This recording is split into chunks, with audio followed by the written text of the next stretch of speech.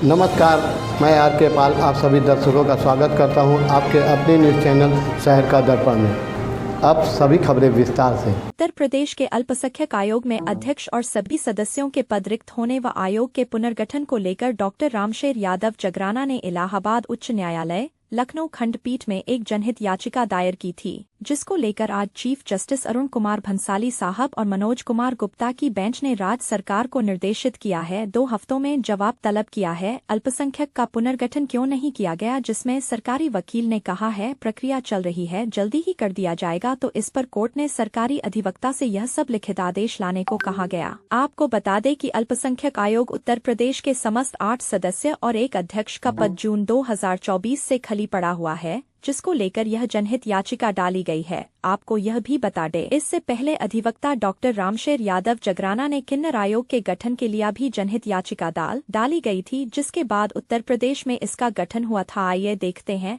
हमारे संवाददाता की एक रिपोर्ट। लखनऊ में आज महर्षि यूनिवर्सिटी ऑफ इंफॉर्मेशन टेक्नोलॉजी द्वारा लखनऊ में the learning edge 2025 advancing educator insights नामक कार्यक्रम का आयोजन किया गया। इसमें प्रदेश भर के 100 से अधिक निजी स्कूल, कॉलेज और यूनिवर्सिटी के वाइस चांसलर समेत पदाधिकारियों ने हिस्सा लिया। मौजूदा समय की शिक्षा और छात्रों की आवश्यकताओं को लेकर चर्चा हुई। कार्यक्रम में मुख्य अतिथि के रूप में IFSTN Kaushal guest of honour Reena Kaushal ने हिस्सा लिया। साथ आए हुए बच्चों व यूनिवर्सिटी के पदाधिकारियों का सम्मान भी किया गया। वहीं इसकी शुरुआत महर्षि यूनिवर्सिटी के डायरेक्टर कॉर्पोरेट अफेयर्स डॉ रतीश गुप्ता के भाषण से हुआ। TN कौशल ने अपने विचार व्यक्त करते हुए कहा कि इस प्रकार के कार्यक्रमों को शिक्षा जगत के लिए बेहद महत्वपूर्ण है। इसके माध्यम से शिक्षा में क्रांति और स्थायी बदलाव लाया जा सकते हैं। समय के साथ हर क्षेत्र में बदलाव की आवश्यकता होती है। यह समय है कि शिक्षा से जुड़े हुए लोग इस बात पर गहन चर्चा करें कि छात्रों के लिए किस शिक्षा से अधिक लाभ होगा, कौन सी शिक्षा समाज के लिए भी लाभदायक साबित होगी। महर्षि विश्वविद्यालय के वाइस चांसलर भानु प्रताप सिंह ने कहा कि शिक्षा जगत के विभिन्न विद्वानों को एक मंच पर लाने का उद्देश्य है कि बड़ा बदलाव लाया जाए। ज्ञान के प्रसार के लिए बौद्धिक चिंतन और मंथन की आवश्यकता है। कार्यक्रम में modern education, technical education, artificial intelligence को केंद्र बनाकर चर्चा हुई। हमारा प्रयास है कि छात्रों को ऐसी शिक्षा और प्रशिक्षण दिया जाए जिससे उनका भविष्य पूरी तरीके से उज्जवल हो। आज का यह कार्यक्रम मुख्य रूप से शिक्षा जगत में बड़े बदलाव की ओर केंद्रित था। शिक्षकों ने अपनी सोच के साथ छात्रों के भविष्य को लेकर सवाल होते हैं, उस पर चर्चा किया। आइए देखते हमारे संवाददाता की एक रिपोर्ट।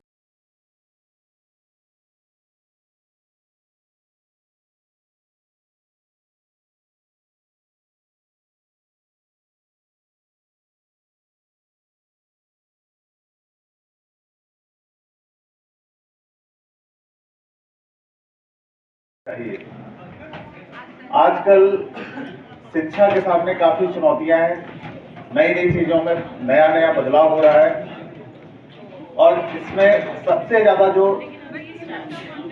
चैलेंजेस आए हैं वो हमारी एजुकेशन फील्ड में आए हैं। आप देखते हैं आजकल सबसे ज्यादा चैलेंज है कि टीचर का रोल लगभग खत्म हो रहा है या खत्म मान ले रहे हैं लोग, क्योंकि ऐसा है नहीं। अब ऐसी ऐप आ गई हैं जो ये कहती हैं कि आप 2 घंटे का लेक्चर मत कीजिए, 4 घंटे का लेक्चर मत ज्वाइन कीजिए, हम उसको शॉर्ट बना के दे देंगे, उसका नोट्स भी बना के दे देंगे। वो ये भूल जाते हैं कि इससे इफिशियंसी बूस्ट नहीं होगी। इसके अलावा पर्सनल टच है। जब आप किसी स्कूल, कॉलेज, यूनिवर्सिटी में जाते हैं तो केवल क्लास में नहीं सीखते हैं, केवल नोट से नहीं सीखते हैं। जो सीखते हैं वो आपको उस कैंपस का माहौल सिखाता है, जिसमें आपको बहुत सारे और गुण सीखने को मिलते हैं। और ये जो चैलेंजेस हैं, इन चैलेंजेस को हम लोग को एड्रेस करना चाहिए। गार्जियंस को, सरकार को समझ आना चाहिए कि टीचर्स की जरूरत है, थी और रहेगी। तो इस AI के जमाने में ऐसा ना हो कि टीचर रिप्लेस हो जाए। ये वैसा ही है जैसे डॉक्टर की जगह कोई मशीन पूरा काम कर दे, ये पॉसिबल नहीं है। आजकल में यही पर्पस है कि जितने भी एजुकेटर्स, प्रिंसिपल्स यहाँ पर नियर बाई रीजन्स के साथ यहाँ पर आए हुए हैं, सभी का यही पर्पस है कि ज़्यादा से ज़्यादा अपने बच्चों को हम किस टाइप से अच्छी एजुकेशन दे सकें, स्किल कर सकें, इंडस्ट्री रेडी बना सकें। क्योंकि सभी का पर्पस है कि बच्चा अच्छे से जॉब करे या फिर अपना कोई बिजनेस करे, और ये तभी पर्पस सॉल्व होगा जब हम आपस में सभी लोग मिलकर मंथन करेंगे, स्कूल लेवल पर क्या चल रहा है और यूनिवर्सिटी लेवल पर, हायर एजुकेशन लेवल पर हम क्या बच्चों को प्रोवाइड कर रहे हैं, और इसमें यदि कहीं पर गैप है उसको हम मिनिमाइज करें, और जिससे कि बच्चा अच्छा से अपने आप को स्किल्ड कर मार्केट में जाए, अपने आप को इंडस्ट्री रेडी बनाए और अच्छी इंडस्ट्री में जॉब करे, जिससे कि उसके परिवार का, साथ साथ समाज का और अच्छे देश का निर्माण हुआ। सर, जो परंपरागत कोर्स को देखते हुए सर इस वक्त आगे भविष्य किसका दिखता है? सर देखिए, जैसे कि नए यूजीसी के रेगुलेशन भी ड्राफ्ट में आए हुए हैं, काफ़ी सारे मेजर चेंजेस आ रहे हैं। यूनिवर्सिटी लेवल पर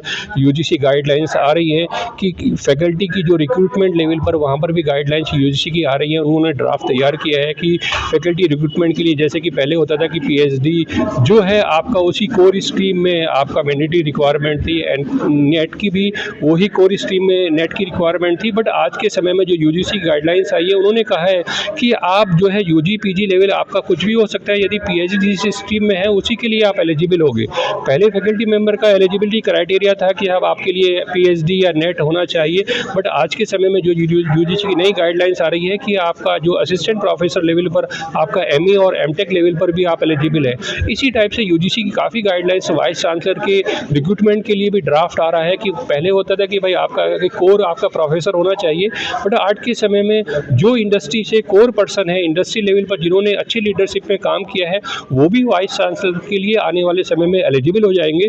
तो बहुत सारा मल्टी डिसिप्लिनरी सिस्टम डेवलप हो रहा है, इवॉल्व हो रहा है, जो न्यू एजुकेशन पॉलिसी है, और आने वाले समय में इसका सभी को बहुत अच्छे से योगदान सभी लोग देंगे, सभी को फायदा होगा। सर, आज यहाँ पे कितने एजुकेटर्स होंगे, क्या कुछ विशेष बिंदु है?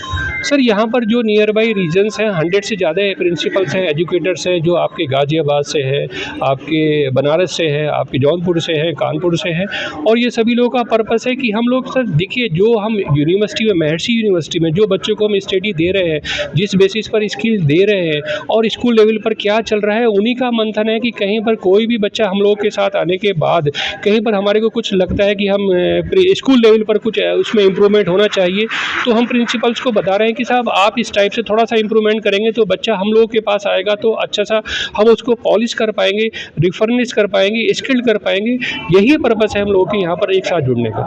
और आज किन लोगों को यहाँ पे प्लेटफॉर्म पे सम्मानित किया? सर यहाँ पर जितने भी स्कूल के प्रिंसिपल्स हैं, सभी लोग हम लोगों के लिए ऑनर्ड है, वेलकम्ड है, और इसमें से सभी को हम लोगों को ऑनर्ड करना है, सभी लोगों को सम्मानित करना है। हम किसी को भी अनटच नहीं चाहते हैं कि जो भी हमारे साथ जुड़ा है वो कहीं सम्मान से कहीं पर वंचित हो।